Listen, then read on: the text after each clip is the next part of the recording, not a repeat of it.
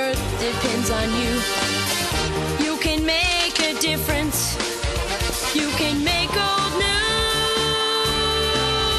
The cost of recycling in Kent County will nearly double. And that cost gets passed down to Hoosiers. China isn't going to take trash from the U.S. anymore.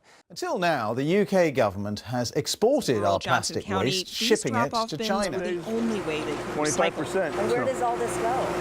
Landfill. This goes to the landfill? This is just trash. Bag, plastic bag, plastic bag. Oh, what's that? Old swimming pool.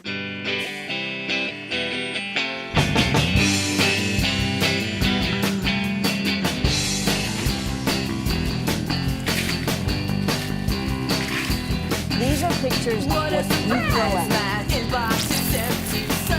You throw at? I'm still in the city. My friends are fighting. My job is slowly dying. Let's figure out the future while my clothes are still drying. Well, of course we care. It's not that we aren't worried. It's just that we pretend we don't. In case this whole thing's dirty.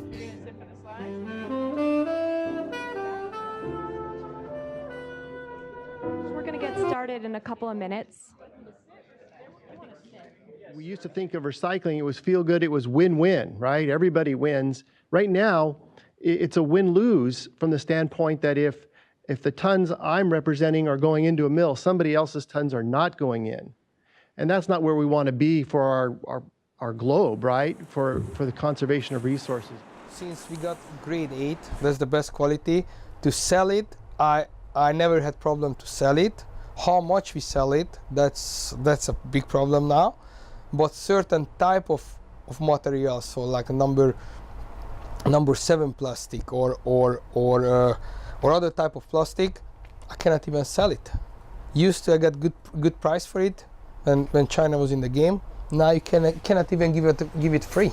They don't need. Nobody wants to, and it goes to the landfill.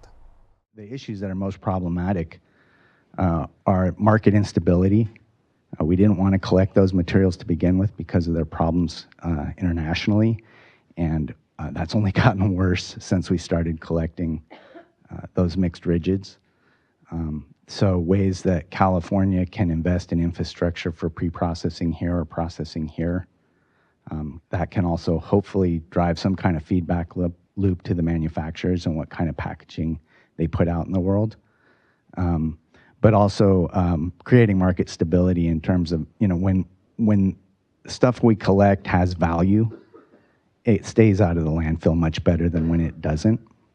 I'll tell you right now, our city council is debating whether or not to raise rates or to stop collecting this material and send it to landfill. Right now it's costing us much more to export it, and I won't say it's getting recycled, I'll just say it's costing more to export it than it would be to send it to landfill. One of the things that our haulers, contractors noted in the letter to our agency was that everything isn't recyclable, and it never was.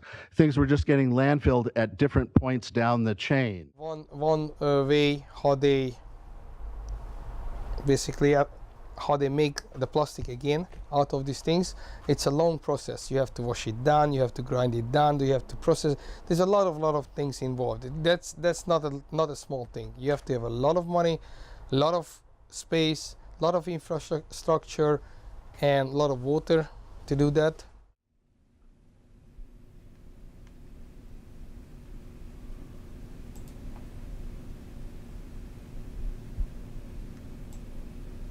It costs money. It costs money to make that materials, get it collected, get it processed, get it cleaned, so it could actually be used to remanufacture something.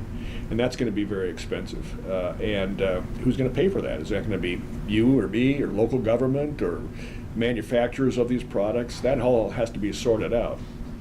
But if we continue to wait and say, well, we'll worry about that tomorrow, we'll worry about it tomorrow, we'll worry about it tomorrow, it's never going to get started and it's never going to get done.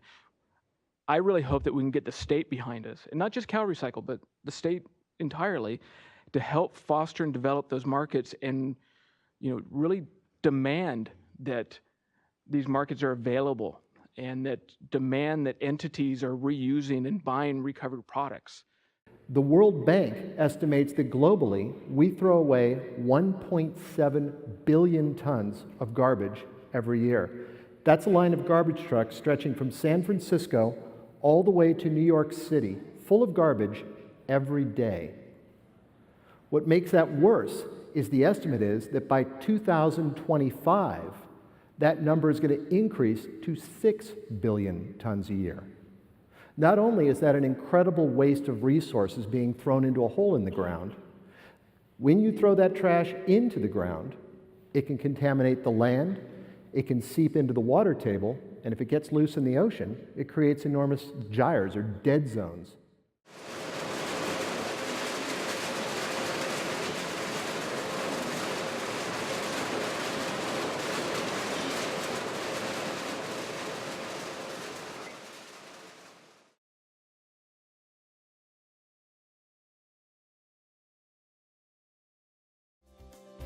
Most of the molecules found in garbage have high energy value.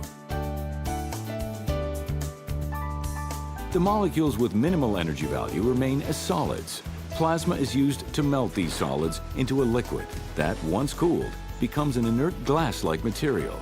It is non-toxic and can be safely used as construction aggregate for adding to cement or asphalt.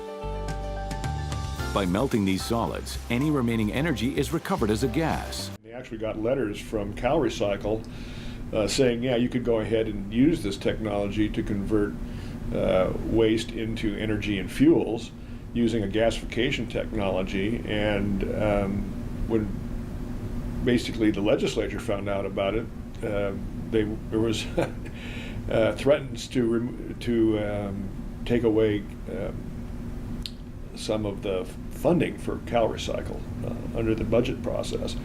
So basically CalRecycle reversed it and said, no, you can't do this technology. And basically the company Plasco folded and went bankrupt because they had thought they had a pathway forward to get this technology up and running.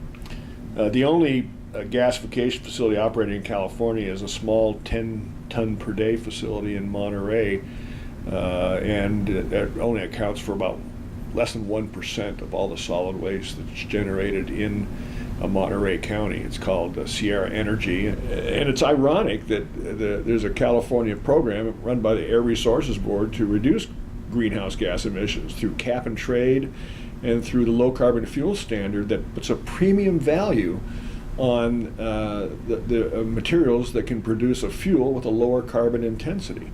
And the kind of fuels that we're talking about from residuals of solid waste are not zero greenhouse gases, but they're much lower greenhouse gases. And I think supposedly if you get to 2045 is when California is supposed to be carbon neutral, and everything's going to be run on solar powered or wind powered or hydro powered electricity, we won't need to have transportable fuels. We'll all be on electricity. But we're not there yet, and it's going to be a period of time where we're going to have to look at all the sources of feedstock to produce lower carbon fuels than is in fossil fuels, petroleum, coal, natural gas, and this sort of thing.